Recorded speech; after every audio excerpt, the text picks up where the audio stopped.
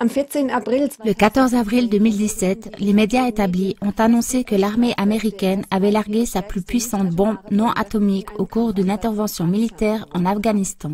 La bombe de type GBU-43B est appelée Massive Ordnance Air Blast, MOAB en français, bombe à effet de souffle massif, ou mère de toutes les bombes. Elle contient 8 tonnes d'explosifs, provoque un cratère de 150 mètres et coûte 16 millions de dollars pièce. Le ministère de la Défense afghan a rapporté que lors de l'attaque, un centre de commandement de l'armée terroriste État islamique EI aurait été complètement détruit.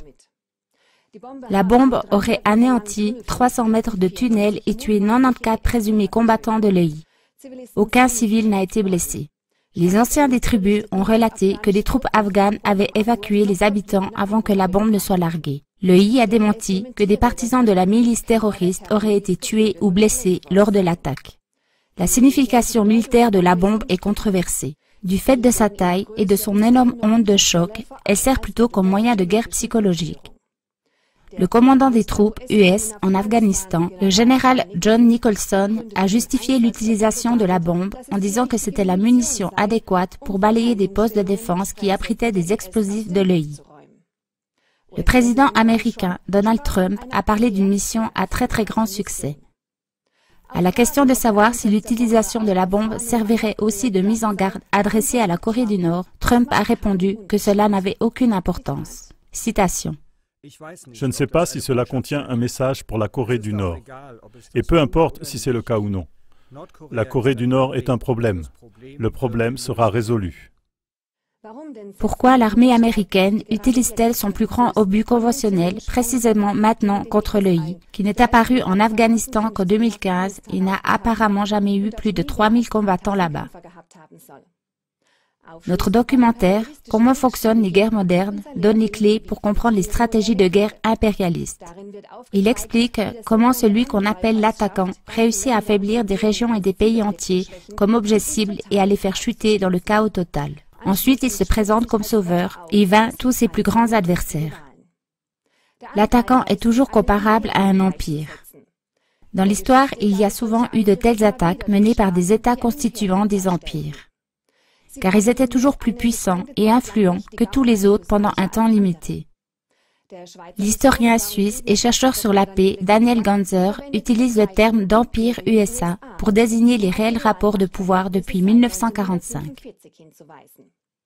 D'après lui, les USA sont la plus grande puissance économique devant la Chine et possèdent la monnaie de réserve mondiale qu'ils peuvent imprimer eux-mêmes. D'un point de vue militaire, la suprématie des USA est grande, plus de 700 bases militaires dans au moins 42 pays étrangers. La Russie, en revanche, n'entretient que 30 bases militaires dans 9 pays étrangers. Sur la carte qui s'affiche, vous pouvez voir les bases russes en rouge et les bases américaines en bleu. Selon Daniel Ganser, les empires ont souvent essayé d'utiliser leur position de force pour avoir encore plus d'influence et de pouvoir. Et ce sont précisément ces stratégies pour gagner encore plus d'influence et de pouvoir qu'expose le documentaire « Comment fonctionnent les guerres modernes ». Les différentes troupes de mercenaires et de terroristes qui sont armées, financées et instrumentalisées par l'attaquant y jouent un rôle clé. Il est connu que le réseau terroriste islamiste a été créé par l'appareil des services secrets des États-Unis lors de la guerre d'Afghanistan contre l'Union soviétique en 1979. Depuis lors, des prétendus groupes djihadistes violents qui n'ont rien à voir avec la religion pratiquée de l'islam, comme l'État islamique, EI, Al-Qaïda, etc., sont instrumentalisés de manière ciblée par les USA et d'autres États à des fins politiques. Un document des USA resté secret a été publié le 18 mai 2015 et prouve que les USA, la Turquie et les États du Golfe ont consciemment soutenu l'État islamique pour mettre la pression sur le gouvernement syrien et endiguer l'influence de l'islam. Vous en trouverez les détails dans les émissions qui s'affichent. Selon notre documentaire, une stratégie essentielle de l'attaquant, dans ce cas l'Empire USA, est que les héros qui ont auparavant été instrumentalisés, mais qui maintenant ne sont plus nommés que des terroristes, doivent être éliminés par une intervention radicale. De cette manière, l'attaquant peut totalement accaparer le pays plongé dans le chaos, ainsi que ses ressources, et se faire fêter comme sauveur. Il paraît évident que la superbombe récemment larguée contre l'EI est une intervention radicale. Regardez maintenant le documentaire « Comment fonctionnent les guerres modernes » et étudiez ces schémas récurrents.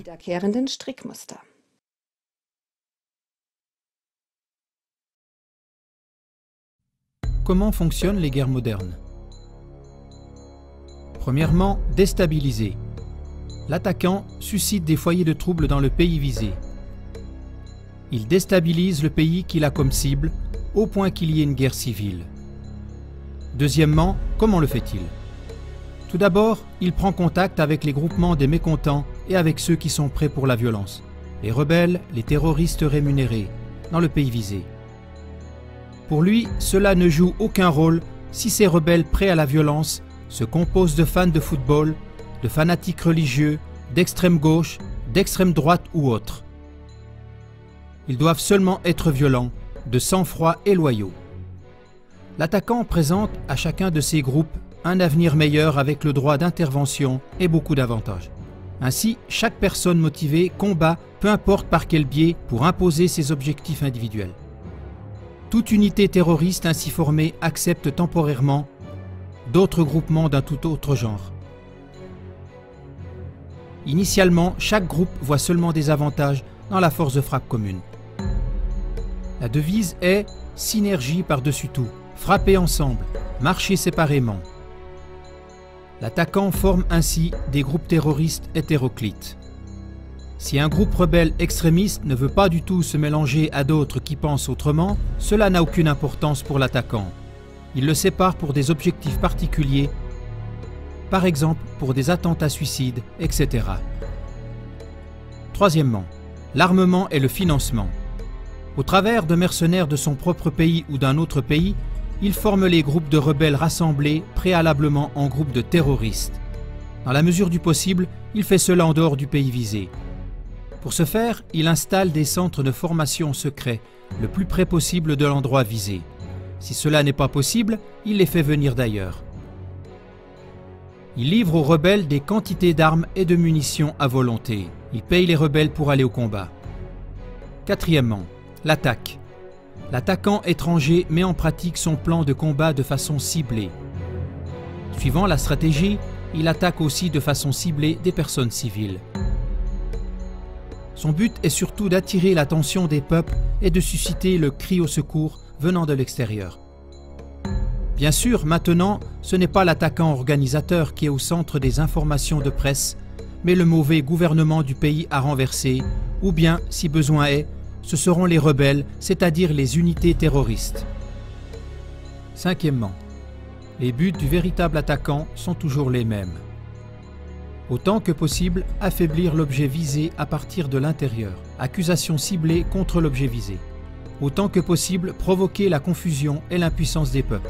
Autant que possible, créer le besoin pour un secours militaire venant de l'extérieur.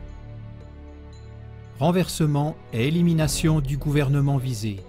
Mise en place d'un nouveau gouvernement venant d'entre les rangs des rebelles déclarés des bons rebelles. Retrait des troupes, abandon du pays à lui-même afin qu'il tombe dans le chaos total. Nouvelle intervention radicale pour éliminer tous les héros utilisés auparavant et qui sont désormais appelés des terroristes. Prise en charge du pays ainsi que de ses ressources. Paiement de dédommagement au gré des attaquants. Sixièmement, se laisser célébrer comme sauveur. Septièmement, le même exercice en grand. Ce que l'attaquant a fait dans différents pays avec des troupes de rebelles hétéroclites, il le fait à grande échelle. Des pays entiers sont maintenant ses troupes choisies de rebelles. Avec celles-ci, il encercle ses plus grands rivaux qu'il ne pourrait jamais battre tout seul. Tout d'abord, il attise des provocations qu'il met sur le dos de ses plus grands rivaux. Il amène ces pays rebelles choisis à attaquer avec leurs propres armes et leur armée contre son plus grand rival. C'est seulement quand tous les pays ont tiré leurs dernières munitions, qu'ils ont perdu leurs meilleurs éléments et qu'ils sont ruinés que le véritable ennemi de l'homme, le véritable attaquant et belliciste intervient pour maintenant les vaincre tous ensemble.